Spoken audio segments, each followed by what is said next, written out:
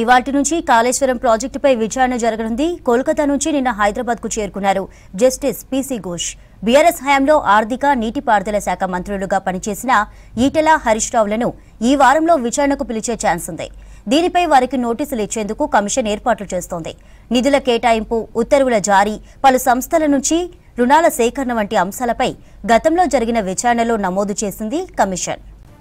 నిర్మాణాలు, సర్వేలకు మంత్రిమండలి నిర్ణయాలు లేకుండానే జరిగిన చెల్లింపుల విషయంలో ఆర్థిక శాఖ పాత్ర ఏమిటనే కోణంలో జస్టిస్ పీసీ ఘోష్ విచారించారు.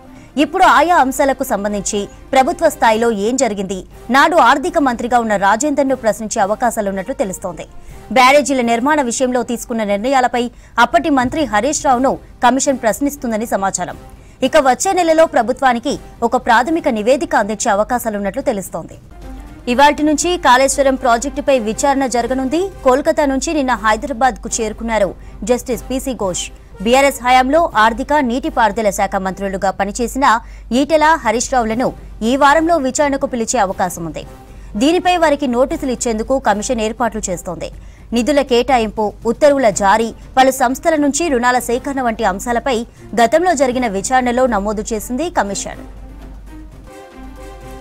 నిర్మాణాలు, సర్వేలకు మంత్రిమండలి నిర్ణయాలు లేకుండానే జరిగిన చెల్లింపుల విషయంలో ఆర్థిక శాఖ పాత్ర ఏమిటనే కోణంలో జస్టిస్ పీసీ ఘోష్ విచారించారు.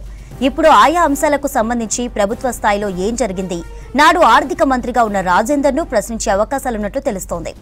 బ్యారేజీల నిర్మాణాల విషయంలో తీసుకున్న నిర్ణయాలపై అప్పటి మంత్రి హరీష్ రావును కమిషన్ ప్రశ్నిస్తుందని సమాచారం.